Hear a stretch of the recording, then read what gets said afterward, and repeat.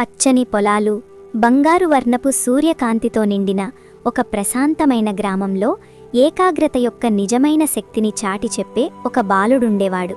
అతని పేరు సమీర్. సమీర్కు 17 ఏళ్ళు. అతని బట్టలు సాదాసీదాగా ఉన్నా, ఇల్లు చిన్నదైనా అతని కలలు మాత్రం చాలా పెద్దవి. అతను తన తల్లితో కలిసి గ్రామ శివార్లలోని ఒక చిన్న గుడిసెలో నివసించేవాడు. సమీర్ చిన్నప్పుడే తండ్రి చనిపోవడంతో చిన్న వయసులోనే ఇంటి బాధ్యతలను భుజాన వేసుకున్నాడు. ప్రతిరోజూ తెల్లవారక ముందే సమీర్ నిద్రలేచి బావి నుండి నీళ్లు తోడటం, పశువులకు మేత వేయడం వంటి పనులు చేసేవాడు. ఆ తర్వాత రోజువారీ కూలీ కోసం పొలాలకు వెళ్ళేవాడు. ఆ మట్టి పని వల్ల అతని చేతులు కరుకుగా మారాయి. ఎండకు చర్మం నల్లబడింది. పని వల్ల ఒళ్ళు అలసిపోయేది. కాని అతనిలో ఎప్పుడూ తగ్గనిది ఒకటుంది. అదే చదువుకోవాలనే తపన. పొలంలో పని ముగించుకుని ఇంటికి రాగానే త్వరగా స్నానం చేసి ఏదో ఒకటి తిని పుస్తకాలు ముందేసుకునేవాడు. నిద్రతో కళ్ళు బరువుగా ఉన్నా ఏదైనా సాధించాలనే పట్టుదలతో అతని హృదయం మేల్కొనే ఉండేది. సమీర్ ఖచ్చితంగా 12వ తరగతి పరీక్షల్లో టాపర్గా నిలుస్తాడని గ్రామమంతా నమ్మింది. చివరకు ఫలితాలు వచ్చాయి. గ్రామస్తులందరూ నోటీసు బోర్డు దగ్గర గుమిగూడారు. పిల్లలు తమ మార్కులను చూసుకుని అరుస్తున్నారు. తల్లిదండ్రులు నవ్వుతున్నారు. సమీర్ వేగంగా కొట్టుకుంటున్న గుండెతో తన రోల్ నంబర్ కోసం వెతికాడు.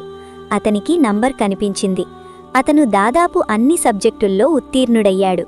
కాని ఒకే ఒక్క సబ్జెక్టులో ఫెయిల్ అయ్యాడు. ఒక్క క్షణం ప్రపంచమంతా నిశ్శబ్దమైపోయింది. ఆ తర్వాత విమర్శలు మొదలయ్యాయి.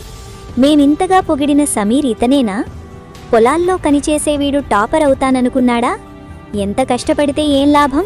చివరికి ఫెయిల్ అయ్యాడుగా అన్న మాటలు దావాగ్నిలా వ్యాపించాయి. సమీర్ ఎక్కడికి వెళ్లినా వెటకారపు నవ్వులు, హేళనలు వినిపించసాగాయి. ప్రతి అవమానం అతని గుండెకు రాయి తగిలినట్లు అనిపించేది. తనపై తనకే అనుమానం మొదలైంది. బహుశా వారు చెప్పేది నిజమేనేమో, నేను దేనికి పనికిరానేమో అని బాధపడేవాడు. ఒక సాయంత్రం ఆ బాధను భరించలేక సమీర్ తన పాత గురువు మాస్టర్ కబీర్ దగ్గరకు వెళ్ళాడు. ఆయన చాలా ప్రశాంతమైన మనిషి. గురువుగారు, ప్రజలు నన్ను చూసి రోజూ నవ్వుతున్నారు. వారి మాటలు నా అపజయం కంటే ఎక్కువగా నన్ను బాధ పెడుతున్నాయి. నేనేం చెయ్యాలో అర్థం కావడం లేదు అన్నాడు సమీర్ దీనంగా. మాస్టర్ కబీర్ అంతా విని, రేపు ఉదయం నేను చెప్పిన ఒక పని చెయ్యి అన్నారు. ఏంటది గురువుగారు అని సమీర్ అడిగాడు. ఒక పెద్ద గిన్నె తీసుకో, దాని నిండా పాలు నింపి నీ ఇంటి నుండి గ్రామం చివరి వరకు నడిచివెళ్ళు. నిన్ను ఎగతాళి చేసే వీధుల గుండానే వెళ్ళు. కాని ఒక్కటి గుర్తుంచుకో, ఒక్క చుక్క పాలు కూడా కింద పడకూడదు. ఒక్కటంటే ఒక్కటి కూడా. సమీర్కు ఇది వింతగా అనిపించింది. కాని తన గురువుపై నమ్మకంతో ఒప్పుకున్నాడు. మరుసటి రోజు ఉదయం సమీర్ ఒక పెద్ద గిన్నె నిండా అంచు వరకు పాలను నింపుకున్నాడు. గిన్నె బరువుగా ఉంది. పాలు అంచు వద్ద కదులుతున్నాయి. అతను దానిని జాగ్రత్తగా పట్టుకుని బయటకు నడిచాడు. అతను గ్రామం గుండా నడుస్తున్నప్పుడు అదే ప్రజలు బయట నిలబడి ఉన్నారు. కొందరు నవ్వడానికి సిద్ధంగా ఉన్నారు, కొందరు ఏదో వ్యాఖ్యలు చేయడానికి చూస్తున్నారు. కాని ఈసారి ఏదో తేడా ఉంది. సమీర్ కళ్ళు కేవలం ఆ పాలమీదే ఉన్నాయి. అతని ప్రతి అడుగు నిలకడగా జాగ్రత్తగా ఉంది. అతను ఎడమవైపుగాని కుడివైపుగాని చూడలేదు. ఏ మాటనూ వినలేదు.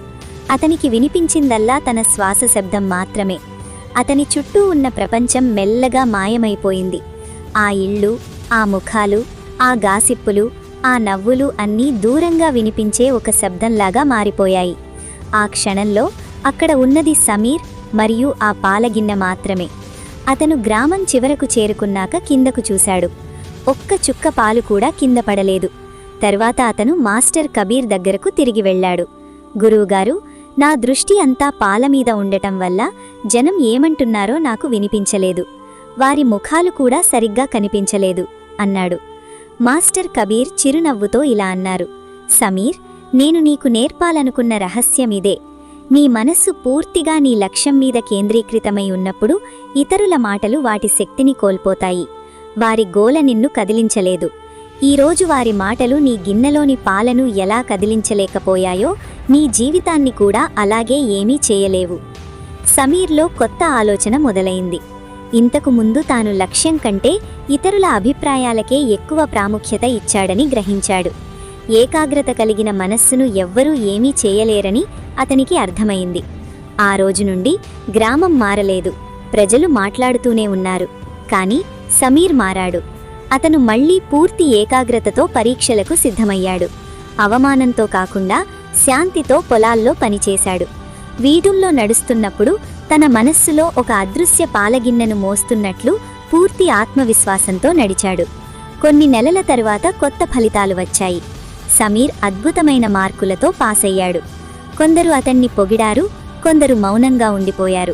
కానీ ఇప్పుడు వారి మాటలు అతని సంతోషాన్ని ప్రభావితం చేయలేకపోయాయి. విజయం కంటే గొప్పదైన ఒక విషయాన్ని అతను కనుక్కున్నాడు. నీవు నీ లక్ష్యంపై దృష్టి పెట్టినప్పుడు ఈ ప్రపంచం ఒక నేపథ్య శబ్దంలాగా మారిపోతుంది. కాబట్టి ఎప్పుడైనా ఇతరుల మాటల వల్ల బాధ కలిగినా, మీపై మీకు అనుమానం వచ్చినా సమీర్ పట్టుకున్న పాలగిన్నెను గుర్తు చేసుకోండి. మీ కలలను జాగ్రత్తగా మనస్సులో ఉంచుకోండి. మీ దారిలో స్థిరమైన అడుగులతో ముందుకు సాగండి. ఏకాగ్రతతో ఉండండి, అచంచలంగా ఉండండి. మిగిలిన శబ్దాలన్నీ వాటంతట అవే కనుమరుగైపోతాయి.